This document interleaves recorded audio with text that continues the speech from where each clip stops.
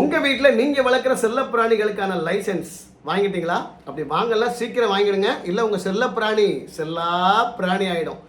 இதற்கான கடைசி நாள் நவம்பர் 23 ஞாயிற்றுக்கிழமை. அரசாங்கம் பல இடங்களில் முகாம் அமைத்து உங்கள் செல்லப்பிராணிகளை மருத்துவ பரிசோதனை செய்து அதற்கான சான்றிதழை 10 நிமிஷத்தில் உங்கள் கையில் கொடுத்துருவாங்க.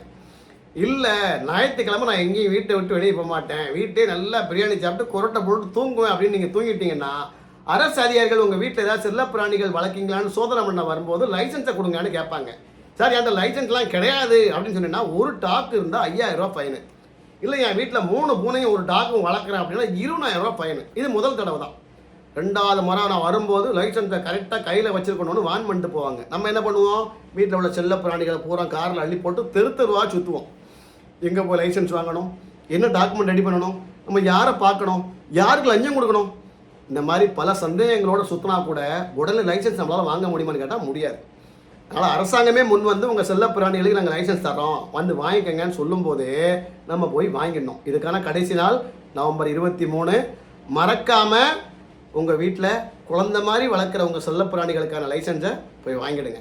ஏன்னா பல இடங்களில் வீட்டில் உள்ள விலங்கினங்களை கூட ரோட்டில் அவுத்து விட்டுட்டு ரோட்டில் போகிற வரவங்களை டிஸ்டர்ப் பண்ணி யாரையோ கடிச்சு வச்சு அது யார் வீட்டு நாய் கடிச்சுன்னு தெரியாமல் பல பேர் நோய்வாய்ப்பட்டு இறந்துடுறாங்க. நம்ம இந்த மாதிரி லைசன்ஸ் வாங்கிட்டோம் அப்படின்னா எந்த வீட்டு நாய் கடிச்சது, அதுக்கு என்ன மாதிரி ஊசி போட்டிருக்காங்க, பாதிக்கப்பட்டவருக்கு என்ன மாதிரி ஊசி போட்டு காப்பாற்றலாம் அப்படின்றத அரசாங்கம் முன்னெடுத்து அவருக்கு அந்த ஊசியை போட்டு காப்பாற்றிடுவாங்க. அதுக்காக தான் அந்த வழிமுறைகளை கொண்டு வராங்க. இந்த மாதிரி விஷயங்களை மிஸ் பண்ணவே கூடாது. நம்மளே பல இடங்களில் பாதிக்கப்பட்டிருப்போம். குடும்பத்தோட குழந்தை குட்டியோட எங்கே வெளியே போகும்போது குறுக்க நாய் வந்திருக்கும், பட்டுன்னு ரோட்டில் விழுந்து உருண்டு புரண்டு ரத்த காயத்தோட வீட்டுக்கு வந்திருப்போம். இந்த அனுபவம் நமக்கு வரும்போது தான் அடுத்த வீட்டுக்காரனை திட்டுவோம், இந்த பாரு நாய் அவுத்து ரோட்டில் விட்டோம், நான் பாரு ரத்த காயத்தோட வீட்டுக்கு போகிறான்ட்டு. ஆனால் நம்ம நாய் ரோட்டில் போய் அடுத்தவனு குறுக்க போய் அவன் கீழே விழுந்து மண்டையை உடைச்சு போகும்போது ஒன்றும் தெரியாமல் வீட்டை போய்ட்டு வீட்டில் உட்காந்துருப்போம். அதனால் இனிமேல் அந்த மாதிரி நடக்கக்கூடாதுன்றதுக்காக தான் அந்த சிஸ்டம்லாம் கொண்டு வராங்க. இது எல்லோரும் பயன்படுத்துவோம். அரசாங்கம் வந்து 3 வாரமாக அந்த முகாம் அமைச்சிட்ருக்காங்க. இது கடைசி வாரம் 23 நவம்பர் 23 வந்து கடைசி வாரம். இதை மிஸ் பண்ணுறாதீங்க. எங்கள் வீடு சூளைமேடு கூடம்பாக்கம் பகுதியில் இருக்கிறனால எங்களுக்கான முகாம் வந்து வள்ளூர் கோடத்தில் போட்டிருக்காங்க. அங்கே பல மருத்துவர்கள் இருக்காங்க, பல தொழிலாளர்கள் இருக்காங்க, பல கார்பரேஷன் அதிகாரிகள் இருக்காங்க.